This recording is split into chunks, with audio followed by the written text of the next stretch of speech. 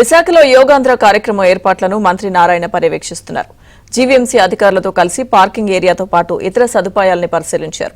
రేపు యోగా డేకు హాజరయ్యే వారికి ఎలాంటి ఇబ్బందులు లేకుండా చూసుకుంటామంటున్న నారాయణతో మా ప్రతినిధి రామకృష్ణ ఫేస్ టు ఫేస్. అంతర్జాతీయ యోగా దినోత్సవానికి విశాఖపట్నం సిద్ధమైపోయింది. దీనికి సంబంధించిన కూడా అన్ని ఏర్పాట్లు జరుగుతున్నాయి. అలాగే కూటమికి సంబంధించిన మంత్రులు అందరూ కూడా స్వయంగా విశాఖలోనే మకాం వేసి అన్ని ఏర్పాట్లు పర్యవేక్షిస్తున్నారు. ఇదే అంశంపై మనతో మాట్లాడడానికి నారాయణ గారు ఉన్నారు. మంత్రి గారు ఎలా ఉన్నాయి సార్? ఇప్పుడు ఎంతవరకు వచ్చాయి అన్ని ఏర్పాట్లు? అంటే ఏర్పాట్లు ఆల్మోస్ట్ 99% అయిపోయినాయండి. యాక్చువల్గాను ఏదైతే 21వ తేదీ ఇంటర్నేషనల్ యోగా డే జరుగుతుందో అది మన రాష్ట్రంలో విశాఖపట్నంలో యాక్చువల్గా చేసేదిగా ముఖ్యమంత్రి గారు నిర్ణయించడం, భారత ప్రధాని యాక్చువల్గా ఈ యోగా కార్యక్రమానికి రావటం జరుగుతుంది. దీన్ని యాక్చువల్గా ఇంతవరకు ఎక్కడా కనివిని జరగనట్టుగా చేయాలి. దాంతో ముఖ్యమంత్రి గారు అందరూ మంత్రులకు అధికారులకు డ్యూటీస్ వేశారు. వాళ్ళందరూ కూడా చక్కగా ఎవరి డ్యూటీస్ని వాళ్ళు చాలా సక్రమంగా చేయటం జరిగింది. Everything is ready.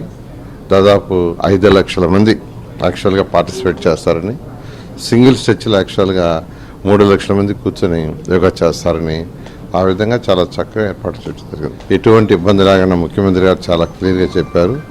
4500 టాయిలెట్స్ ఏర్పాటు చేసాం. ఒక ఏదైతే టెంపరీ టాయిలెట్స్ ఉంటాయో ఇక్కడే కాకుండా పక్కన కర్ణాటక, తమిళనాడు, తెలంగాణ, ఒరిస్సా, ఇతర రాష్ట్రాల నుంచి కూడా తెప్పించాం. ప్రతి 50 మీటర్లకి 2 టాయిలెట్స్ స్పెషల్గా పెట్టాం. ప్రతి 50 మీటర్లకి అంటే వాళ్ళు కూర్చున్న దగ్గర కనుచూపు మేరలో టాయిలెట్స్ అప్పుడే చేసాం. ఆ విధంగా వాటర్ కూడా ఫుల్ ఫ్లెడ్జ్డ్ చేసాం. శానిటేషన్ మున్సిపల్ అధికారులకు ఇచ్చాను. శానిటేషన్ క్లీన్గా ఉండాలని వాళ్ళు పనిగా 10 మంది కమిషన్లు యాక్చువల్గా డిఫరెంట్ మున్సిపాలిటీస్ని పిలుచుకున్నారు.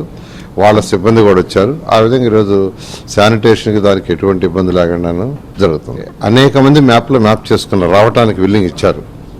అయితే వాళ్ళు ట్రాన్స్పోర్ట్ అడిగారు. దానికి ముఖ్యమంత్రి గారు ట్రాన్స్పోర్ట్ ఏర్పాటు చేయమంటే దాదాపు 4200 ప్రైవేట్ బస్సులు, 3200 ఆర్టీసీ బస్సులు ఏర్పాటు చేశాం. ప్రతి సచివాలయంకి వాళ్ళు ఎంతమంది రావడానికి ఇష్టపడ్డారో అన్ని బస్సులు కూడా ఏర్పాటు చేశాం. ఎక్కడ బ్లాక్ కాకుండా అటు పోలీస్ అధికారులు, ట్రాన్స్పోర్ట్ అధికారుల సమన్వయంతో వచ్చేటప్పుడు కానీ పోయేటప్పుడు కానీ బ్లాక్ కాకుండా ఉండాలి. వచ్చేటప్పుడు అయితే పెద్ద ఇబ్బంది ఉండదు, ఎందుకంటే వాళ్ళు ఒక 2 అవర్స్ 3 అవర్స్ టైంలో వస్తారు. పోయేటప్పుడు యోగా కాగానే అందరూ అట్ ఏ టైం యాక్చువల్గా వెళ్ళాలనుకుంటారు. కాబట్టి ఆ టైంలో ఎలా చేయాలో దాని మీద ఎక్కువగా పోలీస్ అధికారులతో మాట్లాడటం, డిస్కషన్ ఇప్పుడు కూడా జరుగుతుంది.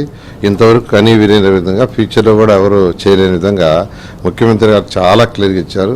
ఆ టెస్ట్ ఎలా ఉండేదానికి వాళ్ళకి పకడ్బందీగా మ్యాట్స్ కావచ్చు, బనీన్స్ కావచ్చు, యోగా అయిపోగానే ఫుడ్ ఏర్పాట్లు కానీ అవన్నీ కూడా చాలా పకడ్బందీగా చేసాం.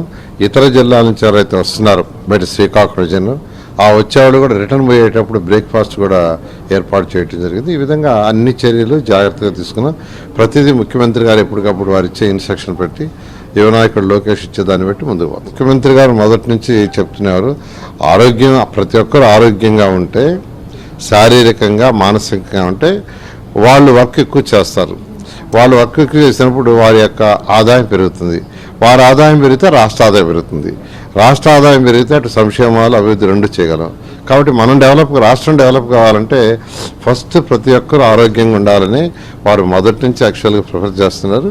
దీనికి భారత ప్రధాని కూడా ఈ కార్యక్రమాన్ని మీ రాష్ట్రంలో చేయమని మన ముఖ్యమంత్రి గారు చెప్పడం, ఎందుకంటే మన ముఖ్యమంత్రి నమ్మకంతో చెప్పారు. దానికి తగ్గట్టుగా ఈరోజు రేపు ఈ కార్యక్రమం చేస్తాం. రాష్ట్రంలోని కూటమి ప్రభుత్వానికి అభివృద్ధి సంక్షేమే కాదు, ప్రజల ఆరోగ్యం కూడా ముఖ్యమే అని మంత్రి నారాయణ అంటున్నారు. వీడియో జర్నలిస్ట్ సంతోష్తో రామకృష్ణ, ఏబీ ఆంధ్రజ్యోతి, విశాఖపట్నం.